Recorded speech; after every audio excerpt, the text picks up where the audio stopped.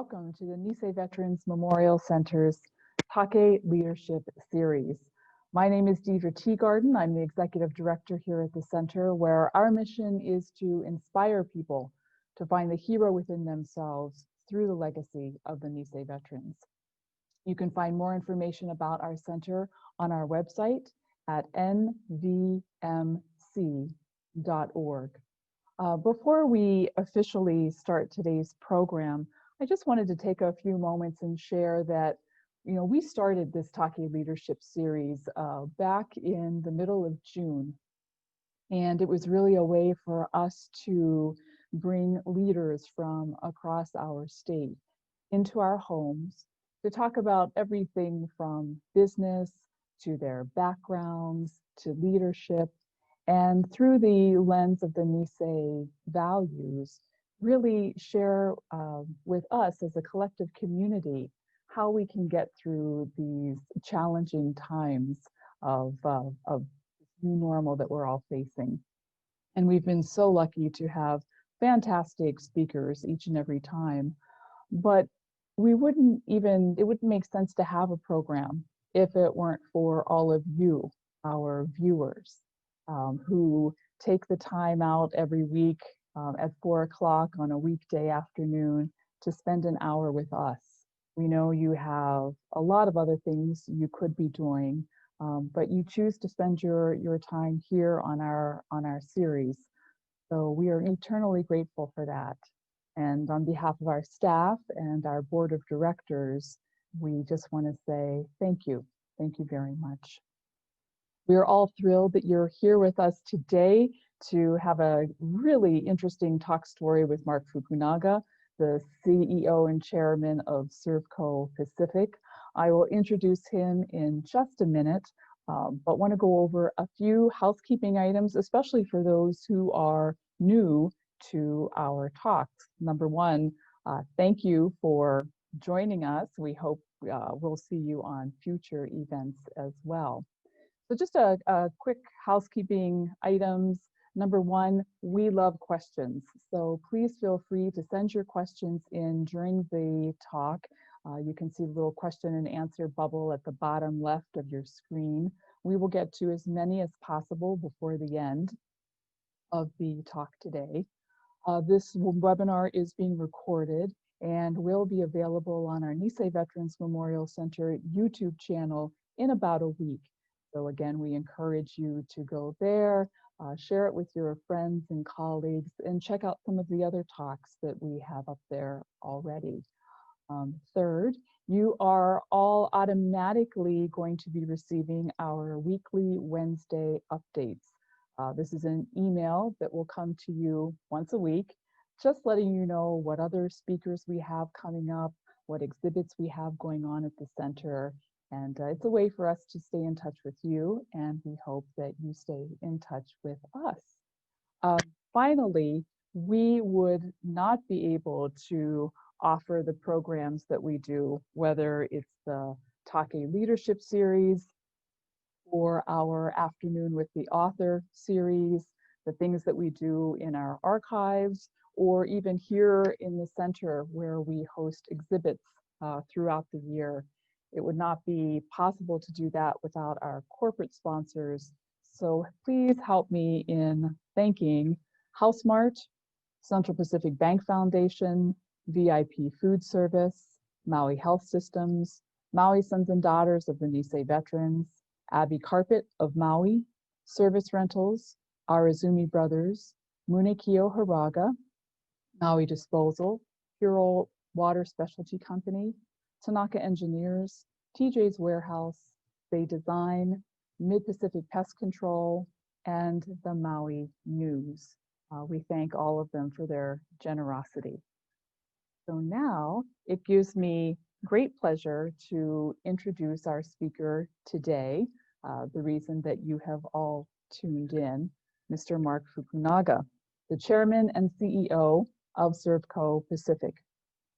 Servco, which was founded in 1919, has operations in automotive distribution and retailing, and new mobility initiatives such as its Hui car sharing service and fuel cell vehicles. It is Hawaii's largest privately held company, the 15th largest automotive dealer group based in the United States, and the largest Toyota dealer group in Australia, where it has 23 dealerships. In addition to Toyota, Servco represents Lexus, Subaru, Chevrolet, and Harley-Davidson. In the investment area, it owns Fender Musical Instruments, the iconic guitar, bass, and amplifier manufacturer, and is active in mobility-oriented venture capital. It has been recognized as one of the best places to work in Hawaii for 17 consecutive years. Fukunaga serves on the corporate boards of Matson, Fender, and Dietrich Insurance, on the boards of various nonprofit organizations, including Punahou School, ACAA Preschools, and the Children's Discovery Center, and on the distribution committee of the McInerney Foundation. He is a trustee emeritus of Pomona College and a past regent of the University of Hawaii. Before Servco, he served as the corporate attorney with Cleary, Gottlieb, Steen, and Hamilton in New York City, and worked in the offices of the late United States Senator Daniel K. Inouye in Washington, D.C. He has a BA from Pomona College and a JD from the University of Chicago Law School. And what it doesn't say on this bio is that he was actually awarded the CEO of the Year in 2018 by Hawaii Business Magazine. So please help me give a warm virtual welcome to Mr. Mark Fukunaga. Welcome. Hi, Deidre. Hello. Thank you. Thank you. Thank you so much for being here with us today. It's really a pleasure. Same here. Same here. Thanks for having me. Well, I know I have all these questions to ask you, but before we get to them, I need to ask you about that ukulele, that beautiful ukulele sitting right behind you.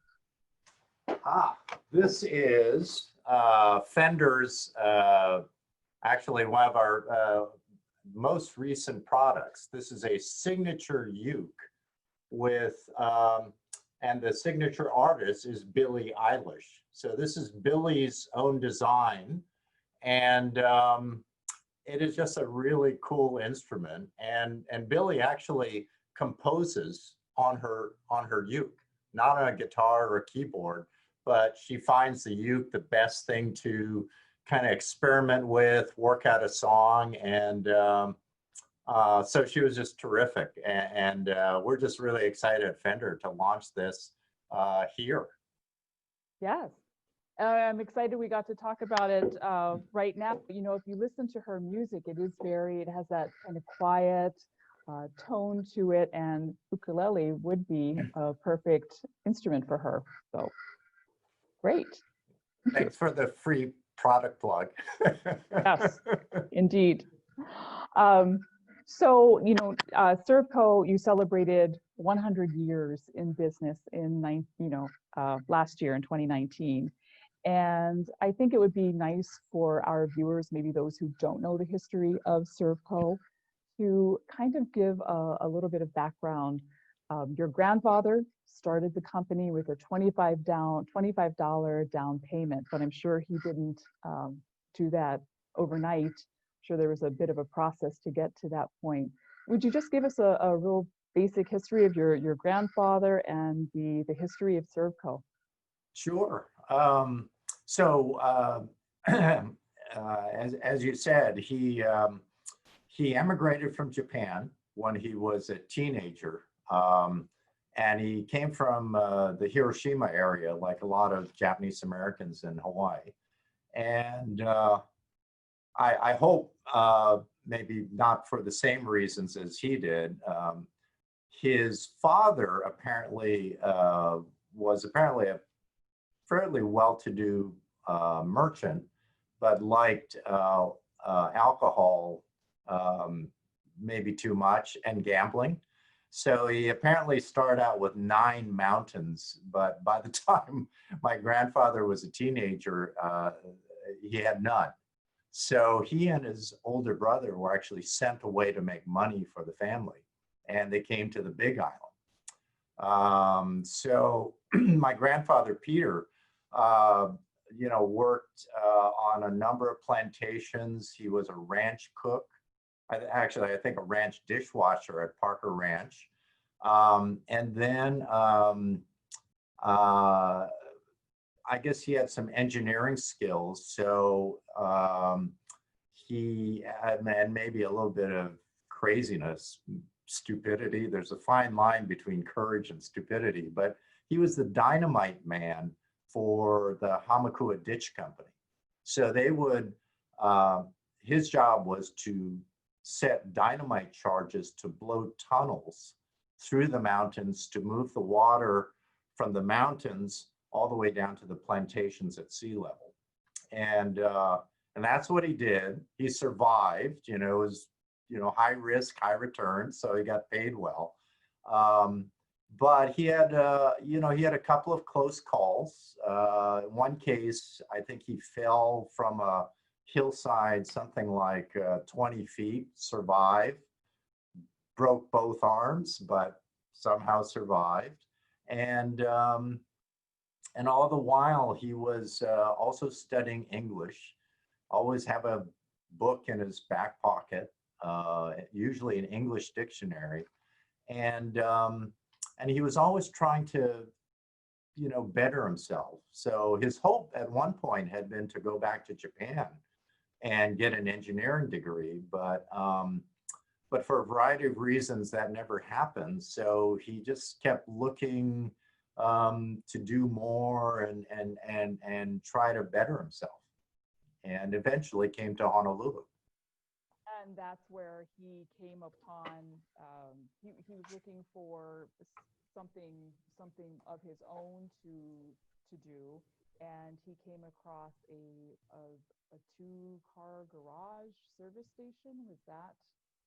Yeah, he this so he you know at the same time when he came to Honolulu, he decided he needed more education, so he enrolled, I think at the age of 18, as a first grader in Trinity Mission School. Finished the first grade in a month, second grade the second month, third grade, on and on. And he actually then applied to Iolani and on his own and managed to pay for it and graduated at the age of 22. Um, he also, got work at one of the car dealerships in town. And, very persistently, he kept being turned down by everybody, and he just kept showing up every day. Finally, after 2 weeks of just pestering the owner, they let him into the garage where he started working. And then he said the biggest surprise is a week later, he actually got a paycheck because he didn't even know if he was going to be paid. So he gets a paycheck, things are going pretty well. But then another accident, he gets pinned between a car that lurches forward and the garage wall, breaks both legs. So he's in the hospital in casts. And then he hears about this opportunity to buy a two-car repair garage in Haleiwa. So he literally gets out of the hospital on crutches, somehow gets out to Haleiwa. He has $25 in, that's all he has in savings, which at that time was worth something, but he puts his entire savings as a down payment for the garage. And the garage is, I think the cost of it was $1,600. So he gives a $25 down payment because that's all the cash he has. And he promises to pay the owner in a year, which he ends up doing. Oh my goodness. But he was an incredible guy. Well, talk about, we talk about those values of resilience and humility and hard work. And obviously he had all of these. I mean, to go back to school as an adult, to go back to basically elementary school as an adult, even though he, got through the years each grade very quickly. I mean, that is quite a testament. Yeah. And it was probably good preparation for the rest of his life because, as challenging as life had been up to that point, um, there just was a succession of things. So he buys the company in 1919, and then I actually read through the company minutes, and the minutes then said, "Oh no, there is a depression coming. I don't know if we're going to be able to survive." I assumed that was the Great Depression, but it actually turned out to be the Depression of 1921. So he survived that one just 2 years after taking over. Oh, Uh, and then some good news, some bad news, but it was sort of this continuous struggle that he went through. But he, as you said, he just had incredible resilience. He was an optimist. He was really a believer in tomorrow, that things would be better, and that just kept him going despite pretty amazing odds against him. yeah, definitely. Do you think that those those stories that we tell about our own families, affect our ability to push through hard times? When you hear what your grandparents and your father, your parents did, do you think that helps us as humans get through hard Oh, times? absolutely. I think on several levels. I think, intellectually, that people have gone through probably tougher times than today. And even today, we've got not an easy time for all of us with COVID. But, when you reflect back on what, certainly the Nisei generation went through, um, going through a world war, that's unimaginable chaos and disruption and really, um, existential. The may not be here tomorrow, and to go Right. through that, to go through the Great Depression, where everything people knew about markets was being questioned. Um, I continue to say that I think the Nisei generation was our greatest generation, and for good reason, for going through all of that. And that resilience, I think, informs us today that, no matter how hard it is, can't be as hard as what they went through. Exactly. And your father actually was both a World War II veteran and a Korean War Nisei Yeah, veteran. Um, that's right. He was, and uh-huh. he was you were just telling me earlier, he was military intelligence service, Yeah, actually. so by the time he finished foreign language training, I think it was Minnesota somewhere, Fort Ord or something like that.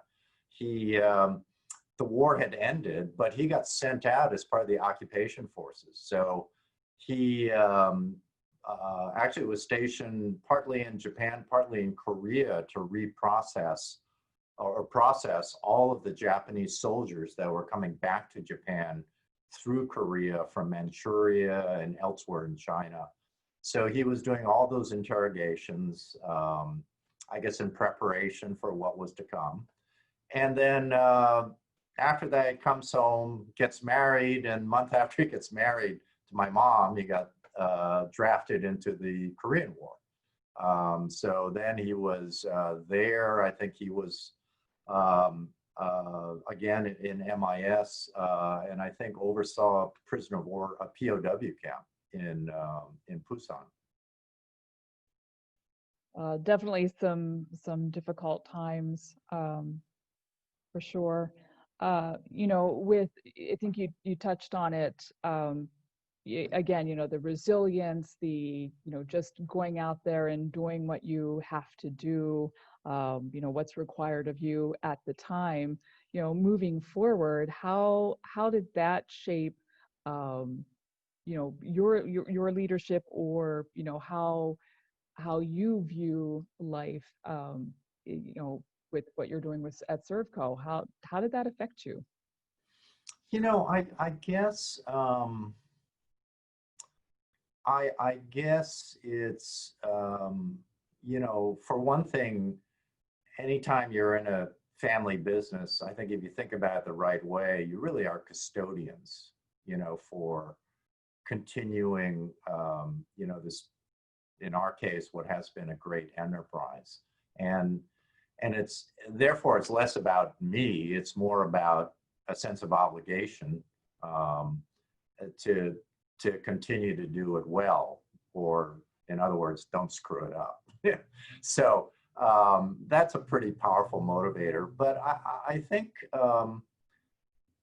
it's just, in some ways, when you see it happen so many times in our history of resilience, of persistence, of just having um, you know the faith that you can see it through. That's just a really powerful thing. And I think it's not just, a couple of people. I think that DNA kind of gets into the company, if you will, the sense that, with smarts and persistence and hard work and commitment, you can kind of get through a lot of stuff. Not easily, but you can succeed over time. Right.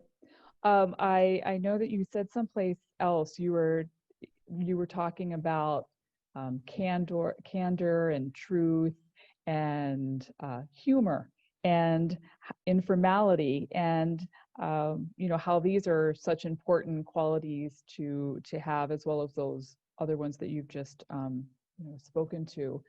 Do you attribute the success of Servco being named one of the best places to work in Hawaii, along with your top CEO of award? Do you attribute those to your candor and truth and humor, as well as all of the other values that have lived on in your family? Yeah, well, certainly, I think, in terms of the best place to work, I think it's been a key thing. In terms of the CEO thing, that's genetic. I just happen to be born into the right family. There's nothing more than that there. But in terms of Servco itself, yeah, I think it's important. I think you really have to, if you expect people to treat their work as more than just a place to collect a paycheck, if you want people to think of it as a calling, as something that's really meaningful. At the end of the day, that's the best motivator, is meaning, finding meaning in your work, finding satisfaction in serving a customer, helping your colleagues. That's what makes, to me, work really fulfilling, and what makes a workplace great. And to have that happen, you have to have candor. You have to be straight with people. You have to have trust, because without trust, everything fails. So, the key part of trust, transparency, honesty, and probably the other thing that's a big piece of that is following through with actions. You can't just talk about it. You can't just be transparent, but you got to do what you say you're going to do. You got to have the integrity to live up to your promises, to your values. When you say stuff, it has to really mean something. And I think all of us, we hear things that doesn't really necessarily make us believers, but when you see people act over and over again in the right way, that's what really builds, I think, commitment, and, wow, they really do mean it. If they really do mean it, then, I should also be a part of this as well. Right. You had said just a few seconds ago that you were CEO because it was genetic and part of the family business, but actually initially you were not going to go into that family business, and but then you did. And when you did end up taking it over, you took it over at a time when I think you had, like, Servco had 42 different businesses, of which you had to go and close some, and you had to make some really tough decisions. So, how were you able to do that? Close those businesses, make such big decisions during a time when Hawaii was changing as well. It was no longer like the Hawaii to Hawaii business. We started seeing those national chains come in. That's a big thing to take on as a CEO right away. What was your thought process? Yeah, well, it was an interesting time, I guess. It was, and you're right. Growing up, I had, even after I was working in New York, I had really no plans to join Servco. I was doing fine. And I kind of wanted to do my own thing. And my dad, being an only child of in my family, along with some Asian guilt, I felt like I should spend at least some time working in the family business. So I came back with the understanding it'd be like 5 years and then I'd do something else. Unfortunately, in the 5th year, my dad died, and my uncle at that time had terminal cancer and would die within 11 months of my dad. So all of a sudden, it was me and my cousin, Eric, we were kind of thrust into the leadership, qualified or not. And so, I think when you're in that sort of situation, we just looked at the company. We didn't do anything immediately at the outset. We looked at all these businesses we had. My grandfather was very entrepreneurial. My dad and my uncle were maybe even more entrepreneurial, so they just kept acquiring businesses. My grandfather probably is, the saying that we always think about, that he told, the company employees then was, companies either grow or die. There's no middle ground. If you think you can just stay in the same place, you are actually fading away as your competitors overtake you, as they grow and improve. So my grandfather's mantra was grow or die. Yeah, that's the only choice. So, with that, he grew, he acquired other businesses. My dad and uncle acquired others, and, we're in Guam and other places doing what we do here, until we had 42 businesses. And it worked fine. It worked fine when Hawaii was largely its own economy, was largely separate from the US mainland. But of course, all of that changed, I would say in the late 80s, early 90s. We started to see Costco, we saw Kmart, Costco, Walmart, we saw interstate banking, we saw major hotel chains, et cetera, et cetera. The company that had worked well didn't work so well in the 90s. And, ultimately, when you're running losses, it kind of focuses your attention to figure out, okay, what do we do well? What do we don't do well? And I think we just were really objective about it. It was emotionally really hard, but I think in times like that, you're really forced to say, what do you do really well? What do you do better than other people really well? If you don't do well, just get out. And that's essentially what we did. So we closed, we sold, we spun off 41 businesses. So we went from 42 businesses to one business today, one operating business, and that's automotive. Wow. I was looking on your website, and you have this your wonderful core values, talking about respect and teamwork, and of course innovation. On there, you say put customers first, and you're all one family. But then you have the sentence, "We are never satisfied with our progress." And I can't say that I've ever seen that as a customer service value. And that's fantastic. We're never satisfied with our progress. But um, you know, what does that statement, what does that mean to you and to Servco? Does it go back to making sure that, you're really focused on that one thing? Yeah, I think so. I think it's just, from my grandfather at the age of 18, enrolling as a first grader, no matter what it takes, he knew he had to get better.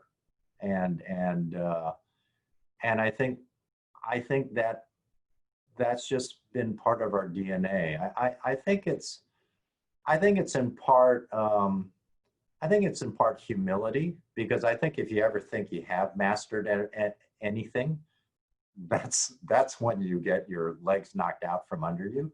So I think we always think that we can do better. So I think it's partly humility. I think it's partly, I think there's such a thing as healthy paranoia. The CEO, the former CEO of Intel, Andy Grove, used to say, "Only the paranoid survive." And so if you're paranoid about, geez, are we really doing as well? Or is there somebody out there who's better than us? That keeps you going. That just keeps you sharp. That keeps you looking around. It keeps you, relentlessly looking for ways that you can get better. And in truth, so we always say, humans are fallible, so everybody can get better. None of us are perfect. Right, right. Um, how true. Well, speaking of getting better and innovating and things like that, I mean, what does the future of automotive retail look like? I mean, now technically we're able to buy cars online, from our Mhm. phones. There's the car sharing, there's Uber and Lyft and all of those companies coming up. How do you deal with that? Yeah, well, it's, that makes you humble because, there's a lot going on. Like all businesses, I think, all businesses out there are facing disruption, and automotive's no exception. Um, we do feel, and I think COVID has really accelerated this. We're going to move more and more to online transactions. How we engage and serve uh, customers, how we sell to them, how we service them after the sale. A lot of that's going to be through online engagement. And that's just the way of the world where it's headed. But it's disruptive to the way we currently do business. We know that, and we're getting a lot better at it, I think, with COVID. There's car sharing models, as you said, with Uber and Lyft. Do people need to own cars anymore? That's another thing. Autonomous driving.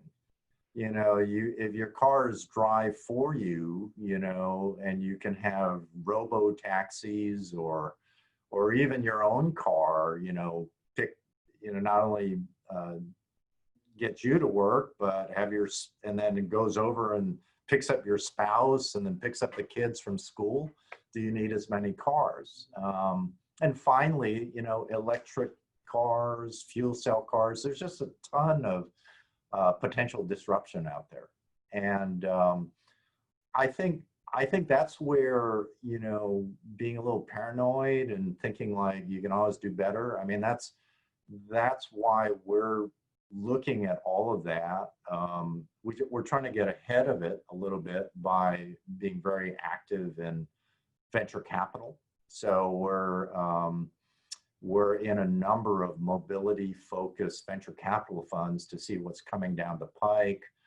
We talk to our partners, Toyota, Subaru, a ton about the future. We have relationships with various folks who are looking at what's what's coming, what's going to happen in automotive, and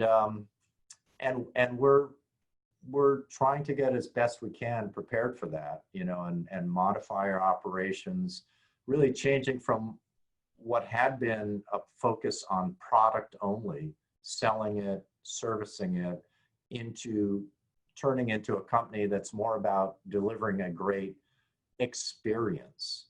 The experience of, how do you meet your transportation needs? How do we fit into that? So we've launched our own car sharing service.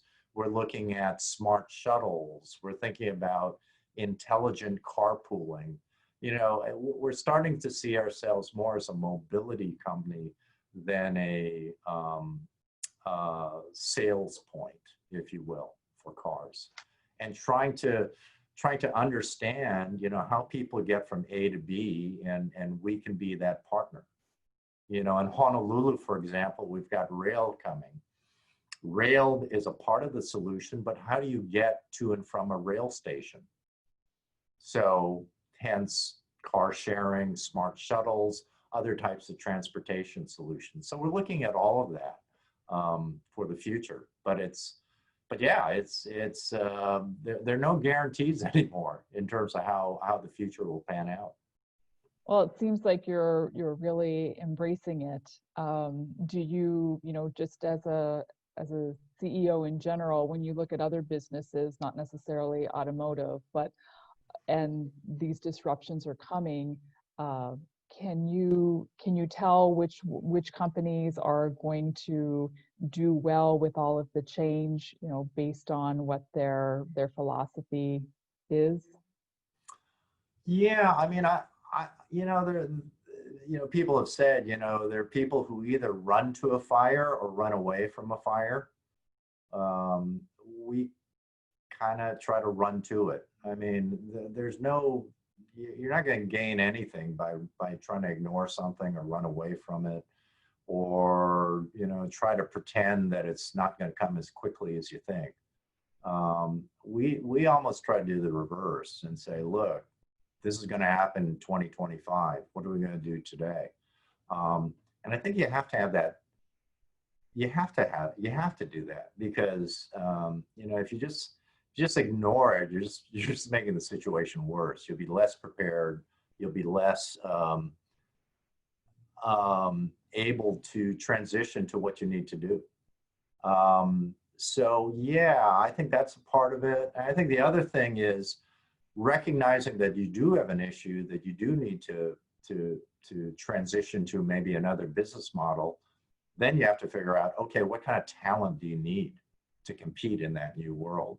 So we've, I think, tried to do that very intentionally and get really great, talented people, not just for our old business model, but also for whatever changes may happen into the future.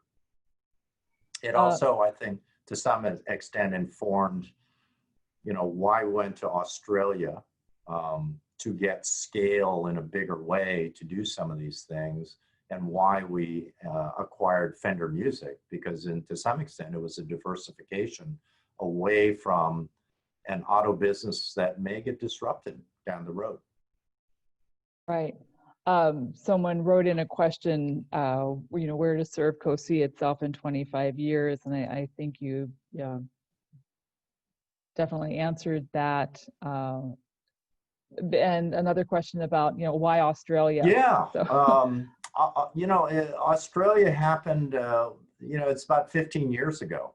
We, by that time we had largely rationalized Servco by getting out of a lot of those 42 businesses. And this was about 2004.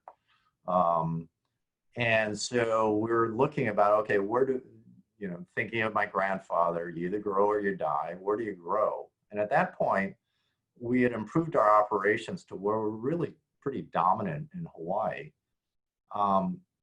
But we didn't know how much further we could grow. We had already at that point gotten to be about a third of the market in share. And our closest competitor is, about 12% of the market. So we started looking around, and we really kind of went through a lot of false starts. We looked at a lot of things. And finally, I think, you know, we were in Japan. We were having drinks with Toyota exec, and you know, the best idea we had at that time was to go to maybe take over Toyota dealerships in Samoa and Tonga and Fiji. And the exec that I talked to was quite powerful guy. Said, "Oh, don't do that. That's a lot of work and probably not worth it in the long run. You should go to Australia." And nobody had thought about that. And we said, "Well, that's an interesting idea." And he said, "Yeah, I spent a stint there. It's a great country. Your style is very compatible with how Aussies do business." So, you know, we set up some meetings, and, you know, said, you know, this looks like a really interesting market with a lot of opportunity, and probably more opportunity for a company like ours than going to the West Coast, which had, you know, something we had thought about, but largely had said, no, we're not going to do that. And so, you know, we hired the right people. We over-resourced, if you will. We hired some pretty talented folks out of the Toyota organization there, even before we had any dealerships. So we had a, you know, pretty expensive executive team, but I think that was a real lesson for us. We kind of over-resourced, and then we started to grow. So that when we grew, we kind of had, you know, some foundation in place. And we also wouldn't have grown without, you know, the kind of people that we hired down there as part of our Aussie team. So we made our first acquisition in late 2007, after visiting the country, you know, various times for about 2 years, and then kind of acquired dealerships regularly after that. Oh, interesting. Very interesting. Well, getting back to not only the U.S. and Hawaii, but Maui specifically, you have a beautiful showroom here in Kahului that has lovely artwork inside there as well. It's almost like a little mini art gallery of local artists.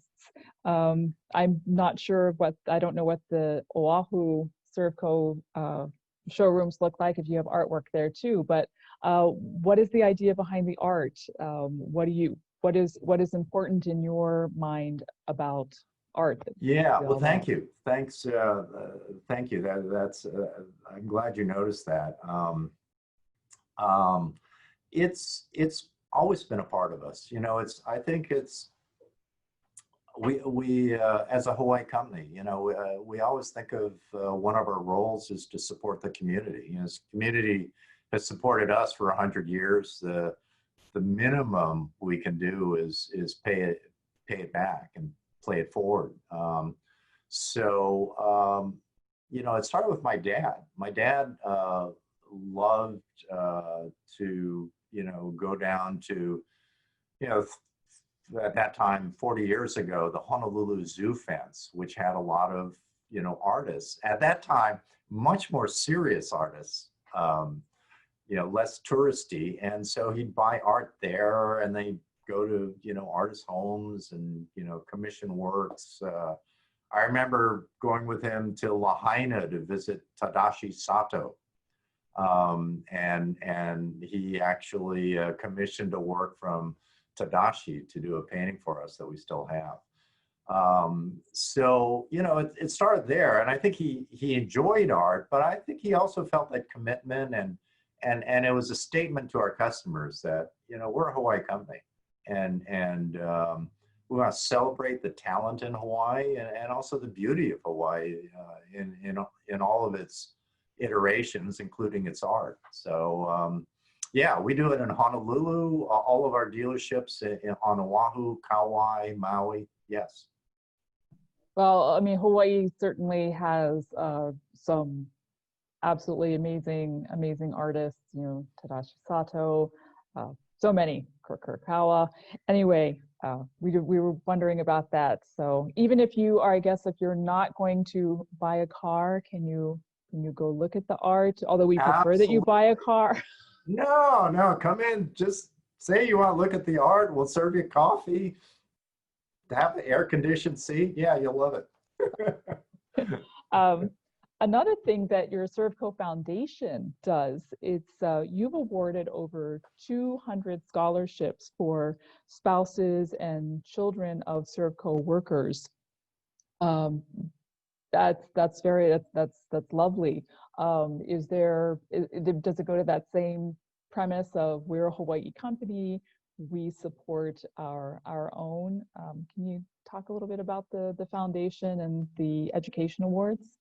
Yeah, I think, if it's probably, my grandfather started the Scholarship Foundation in 1950. And I think it was his belief in education.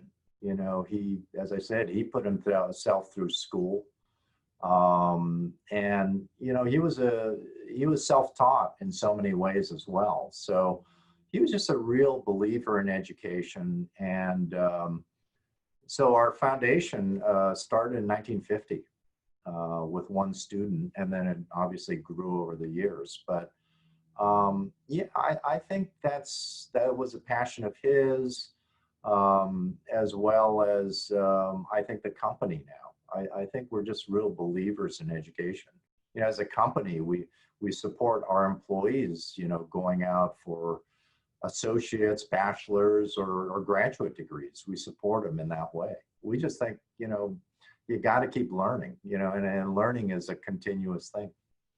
So yeah, it's a way of giving back. Again, it's just part of our it's part of our uh, duty, I guess, as a corporate citizen that's benefited so much from Hawaii, the community here, and to say the obvious, we all have a stake in the success of this community, and that's all in the next generation. So if we can support that generation through scholarships, terrific. So speaking of that next generation, do you have an active uh, mentorship program through Servco? What are you doing to foster that next generation and as Servco continues to grow? Yeah, we do a lot of internal training. We have what we call a leadership acceleration program, where we have basically a great program where you can come in and get into automotive management in 2 years. Rotating through parts of the company in a structured way. We have an internship program, that we've had, gosh, I think last year we had something like 400 applications from all over the mainland for 12 spots. And these are paid internships. But boy, we had amazing young people who are doing coding, just, it was just, I was just totally blown away. We did a hackathon with our interns. And they did real meaningful work. I mean, real work, a lot of it in the digital area, but we had an intern in HR, another intern in marketing. And yeah, I think that, there's always an emphasis on that. We have someone asking, how does one find out about the different internships? And do you do them here on Maui as well, or is it just Oahu? So far, it's only on Oahu, but I think we'll be putting out details probably next year, March or sometime in that time frame. And it'll probably be on the Servco website. Okay. We'll keep our eyes open. Someone is actually texting to say, how are you able to balance being a CEO who makes very difficult decisions, along with that the humanity and the niceness that is coming across on the screen right now? How are you able to make those tough decisions while still being so nice? Well, um, yeah, I, you know, I just, I just think, if you don't treat people with respect and you aren't straight with them, you only get respect by treating others with respect. So I mean that's just sort of a given. I think the other thing, you know, eh, I've gotten to the age, I'm about to turn 65. I've gotten to the age where, I don't have time for games anymore or posturing or formality. That's comes back to, what we were talking about earlier, humor. It's very hard to be pompous and humorous at the same time. Formality, pomposity only exists when you have kind of this stilted environment. But we just try to be real and honest and have fun. And that kind of environment, you just gotta be yourself. And and uh, I don't know what to say. My dad, my uncle, my dad, my grandfather, they were nice people too, and optimists, I suppose is the other thing. Obviously, as a CEO, you have to do some tough things that are not fun. Um, when we had to do some layoffs in COVID, that was really hard. But we had to do it. And, at heart, it came down to, do you protect the 90% of people who, who depend on you every day? Or do you put the 10% of people who may hurt the 90%, not because they're bad, but just you can't afford to continue to run the company that way? Do you put at risk those 90% for 10%?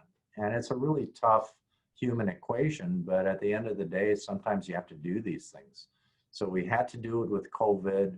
We also had to do it back in 2008, when that happened. And that was an extremely tough thing to do. I think a lot of it is, how you treat people through that. And again, we're transparent. We said, this is why we have to do it.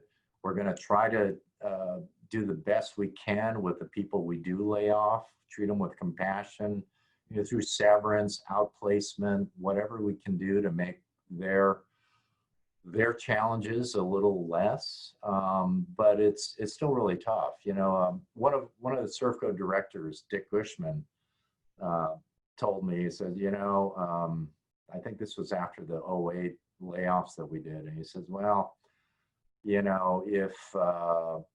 if you can't do these things when you have to, you have no business being a CEO. But if you like doing these things, then you aren't human. And I think that's kind of the thing you have to straddle as a CEO all the time, hopefully not all the time, but occasionally. Right. You just have to do some really tough things, unfortunately. Yeah, well, wise words. Someone is asking about your views on the state economy coming out of COVID. I don't know if you are part of that task force, one of the governor's task force or not, but personally, how do you think we're going to get out of this okay? Do you have any words of hope, since you are an optimist, about coming out of this and coming out well on the other side? Yeah, I think things will get better, obviously, than they are, just because they are pretty terrible right now. But I guess I'm also a realist. I think because we are so dependent on tourism, and that's not a bad thing. It's just, the strengths that Hawaii has as a place. Tourism, we are naturally great at tourism. But, in times like this, we're going to hurt. Tourism is not going to recover, I think, quickly. And we're going to see, there's a ton of economic damage that's being done right now. And that damage will have longer lasting effects. So, I think a lot of people have said tourism won't fully recover until about 2023 or 24. And I think that's correct. What do we do in the meantime? I think government, this is a time when government's very critical in terms of doing its best to assist people who need it, to give rent relief or what have you, but that can't last forever. I think also,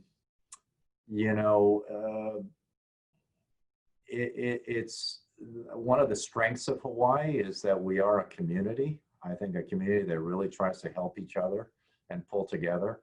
And I think that's really going to be important to get through this over the next 2 years. But, I wish I could give you a better, more optimistic answer, but I do think it's going to be a tough sledding for a couple of years. Kind of points up the need, ideally, to diversify our economy in other ways.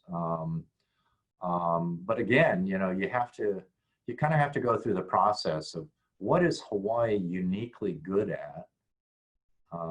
What are things that will preserve this wonderful place and won't harm it? And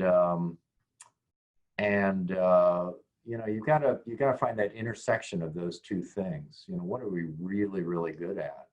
I personally think, we have some, as the telescope on Haleakala, that's a unique advantage. I would hope that somehow we can resolve, some of the opposition and respect cultural practices while still allowing for what is a really unique gift to that Hawaii has, to pioneer science in the heavens, in the ocean, and to do it in a respectful way. But, we just had a Nobel Prize winner who was doing a lot of work at the Keck Observatory. I mean, to me, that's something that Hawaii is uniquely able to do, and it's an industry that not only doesn't harm anybody but advances mankind. So I would hope that might be something. The other possibility I can think of is healthcare. And people have talked about this a long time, but the U.S. healthcare is the best in the world, and you've got an entire population in Asia that would pay for that, for culturally, receptive, top-notch healthcare to the Asian market. Right. And I wonder if there are collaborations we could do there. So I do think there are things we can do, but fundamentally, I think we also have to recognize that tourism is really our best industry for the foreseeable future. Right. Well, yeah, I mean, we've been talking about diversifying the economy for forever, and medical tourism is certainly something out there. And like you said, it's all about finding that balance between the two. I can't believe that it has nearly been an hour. I would love to talk for another hour just about the beautiful photographs you have in the back of you. Let me just show you this one. Okay, good. This is this was the first dealership in Haleiwa. If you see there, it's Wailua Garage. And in Japanese characters, I believe, Deidre, you would know better than I, but I think it says Wairua Garaji. It does. Hayarua Gareji, right there. Fantastic. So, and my grandfather's, I think, the short guy right in the center there. Wow.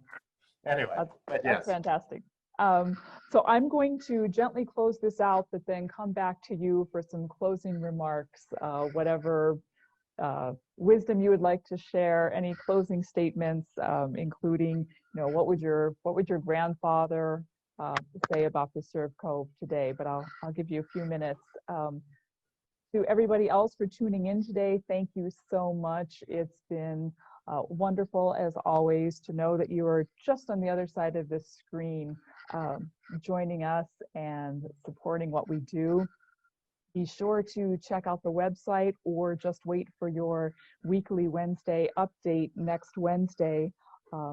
Next Thursday, we're going to have Pamela Tumpop, the director of the Maui Chamber of Commerce, come on to speak. On the 17th, we have Lois Ann Yamanaka, who will be part of our Afternoon with the Author series. She's actually going to be talking about her father wrote memoirs about his time being an AJA in the Korean War. So that will be very interesting. On Tuesday, the 20th, we are going to welcome David Lassner, the president of University of Hawaii. And then on the 23rd, in conjunction with the U.S.-Japan Council, we'll be doing a women's leadership panel with Meredith Ching, Malika Dudley, and Sadine Ota. And then we're closing out the month with, on the 27th, with Grant Chun, the CEO of Hale Mahaolu here on Maui, and Sharon Suzuki on the 29th, the president of Maui Electric and Hawaii Island Electric. So October is a busy and great month. And it was launched today by Mr. Mark Fukunaga. It's been wonderful to have you, and I'll turn it back over to you for some closing remarks. Well, those are great programs. I've got to tune in myself. I just want to thank you again, Deidre. This has been fun, and thank you and the membership of the NVMC for all that you do. I mean, you are a really critical part of the community and do wonderful things. Just for everybody, just stay safe. Stay safe, take care of each other, and try to have some fun through all of this. All right. Wonderful words. Thank you for your kind words about the center. And yes, to everybody, stay safe, be well. We will see you next time. And until then, hui ho. Thank you again, Mark Fukunaga. You were delightful. It was a pleasure to have you. Mahalo. Thank you.